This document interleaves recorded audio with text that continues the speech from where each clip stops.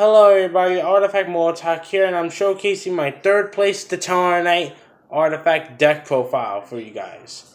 You know, every time I top with a deck, show you guys some proof that I got so far with a rogue deck. I show you guys proof of it, and then I profile the deck later on in the evening. You know that's how I do it. It's just always how I've been doing it for a long time now. But anyways, without any further ado, let's get into the deck profile. So first you run your triple Altair. This card is absolutely busted.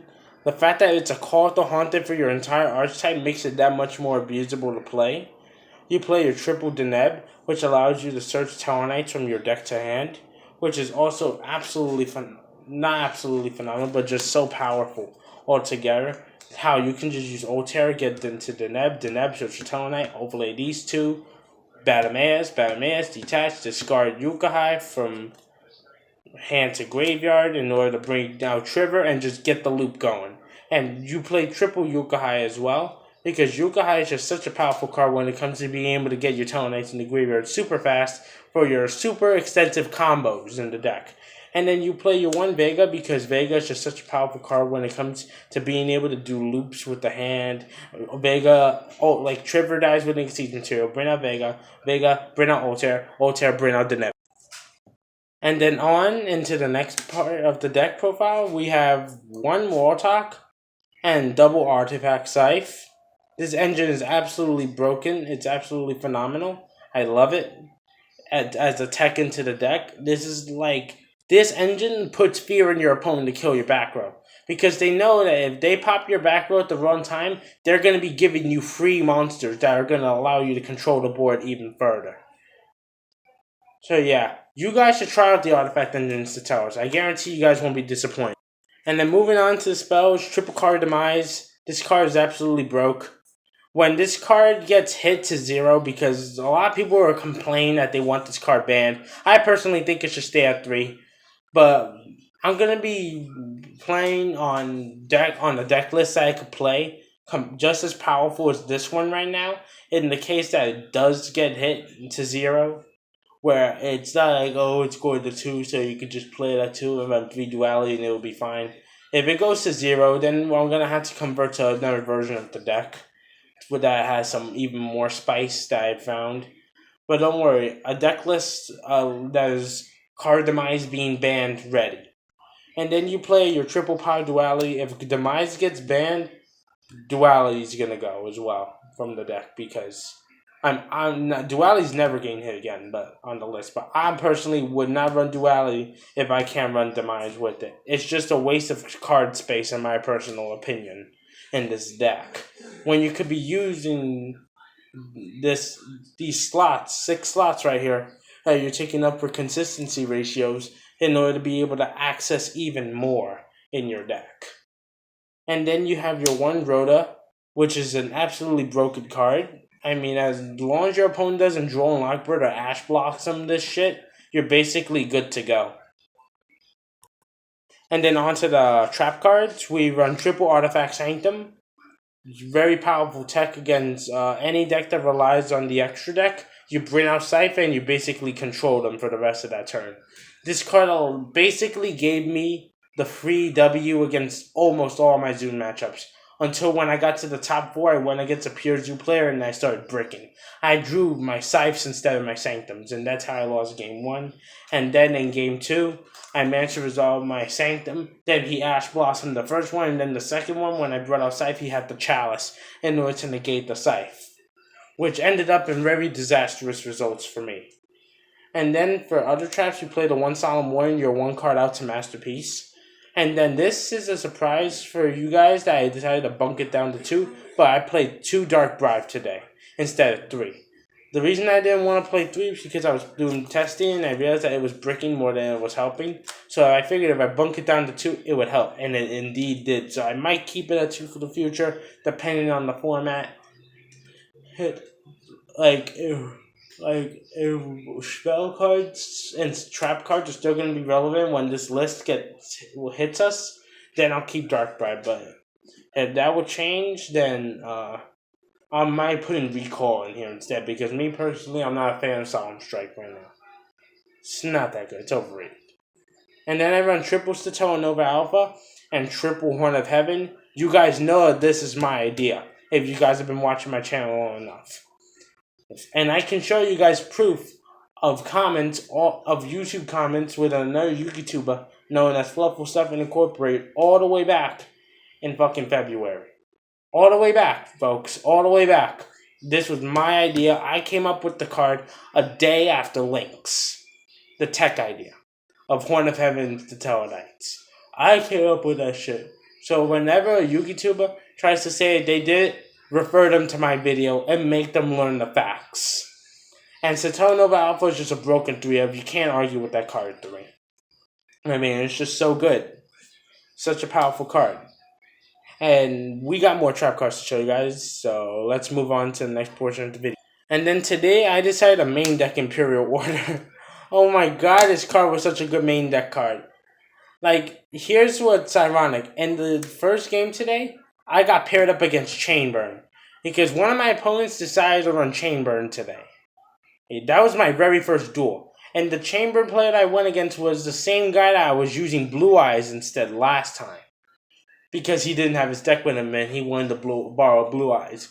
He used Blue Eyes last time and then I beat him with Imperial Order that time. And then this time, I used Imperial Order against Chainburn and I still beat him. And here, let me tell you how I did it. I used Imperial Order when he desired. When he did desires. He banished 10 and he couldn't draw anything. And then I was able to go in for game after that. Even though I had to pay 700 every turn in order to keep it around. It's an decent one-of in the main deck, in my personal opinion. Although, depending on how my variants may change in the future, I may put it back in the side deck with Anti-Spell Fragrance again. But who knows? We'll see what happens. And then the real MVP today, Mind Crush. Woo! Spicy techs. Lots of people don't see Mind Crush coming anymore. Like, if you ask every single Tier 1 meta pleb at your locals, I guarantee at least 8 out of 10 of them. 8 to 9 out of 10 of them are going to say, I'm not prepared for Mind Crush.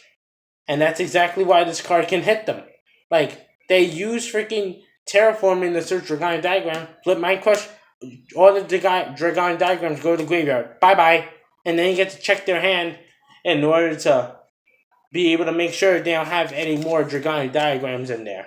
And if you have the second Mind Crush, boom, do it again. Give it the next big threat in your opponent's hand. True Draco Heritage or Return, depending on the situation. Or Dynamite Fighter if you prefer. Although I wouldn't hit Dynamite Fighter if that was me. That's just me and my personal thinking. Or you can hit Desires or Demise or something like that.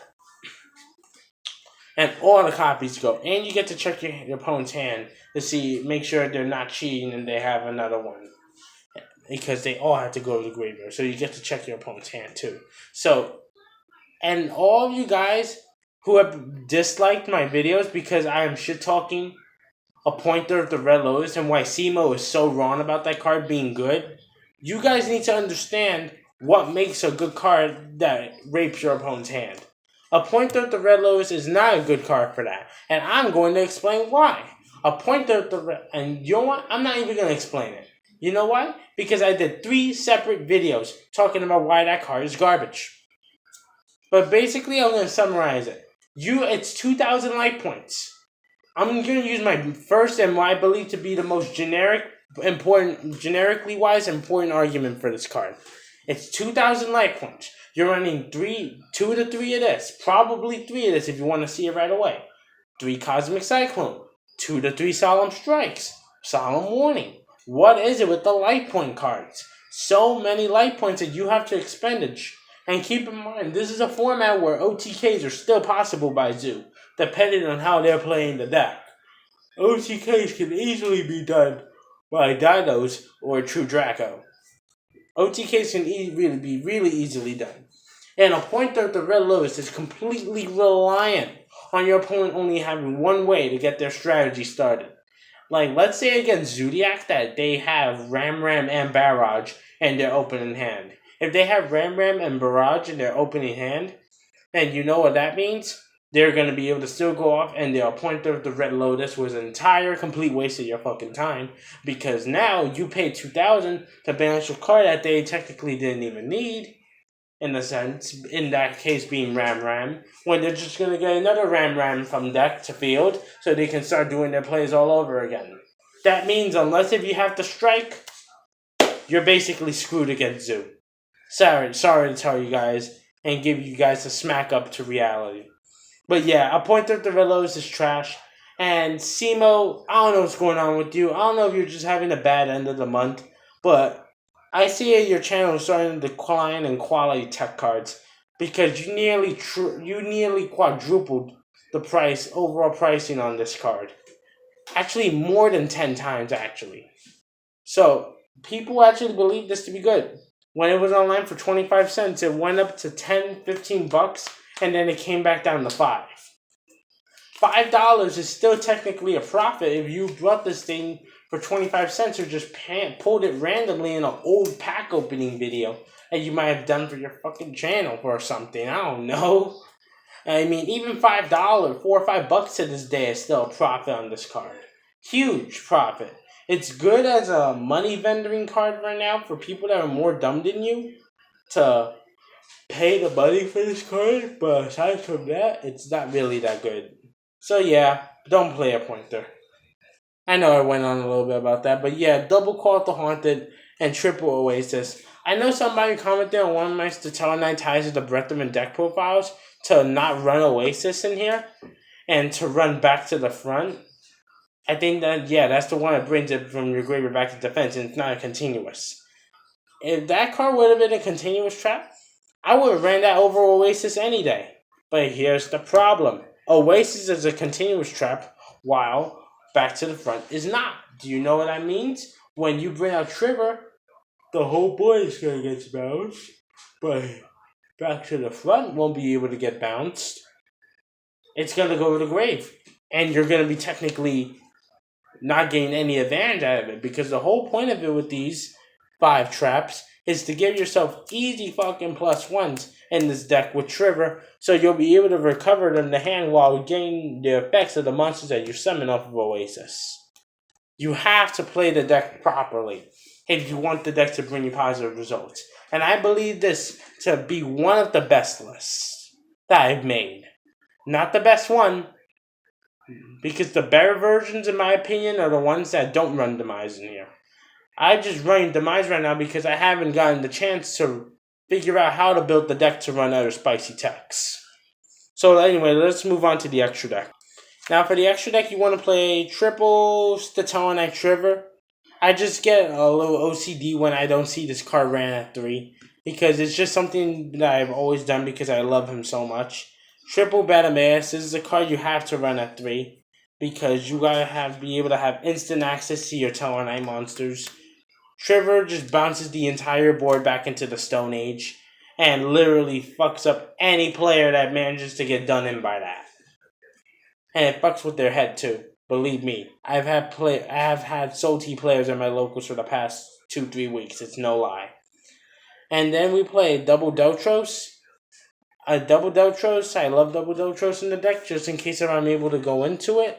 I went into him before, and I went into Constellar Diamond at times. And my 2 weeks ago when I went to my locals 2 weeks ago, and I made 4th place, I ran this against a 60 card deck, which is insane. And then I run Abyss Dweller, Diamond Dyer, Rongo Minad, some other generic rank 4s. Rongo Minad is a broken card. You get 5 Exceed materials on him, and your opponent doesn't warning or strike his ass when on summon. 100% of the time, you're guaranteed to win.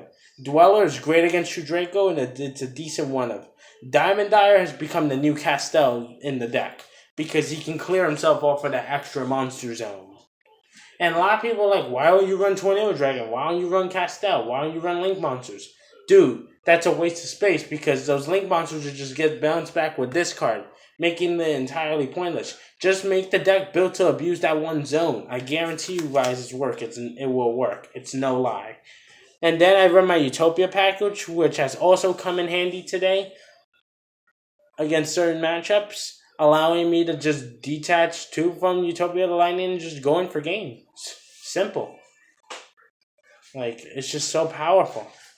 And now I'm going to be back with my side deck, guys. Alright, for my side deck, I was going anti-True Draco heavy today. So I decided triple Droll and Lockbird. 2 Ghost Ogre and Snow Rabbit, my favorite hand trap, by the way.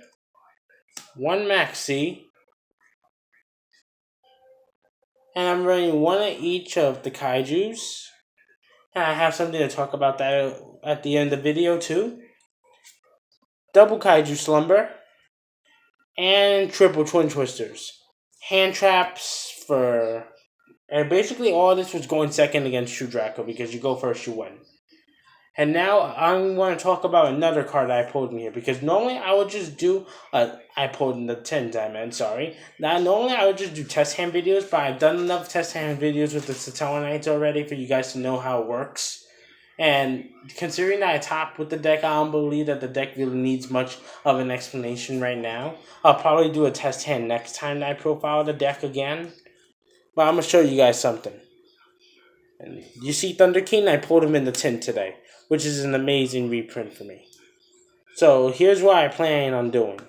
One of my next deck profiles for Satellarknights is going to have something to do with these 7 cards. Stay tuned for the next deck profile. Artifact Molotok signing out. Have a good night. Peace.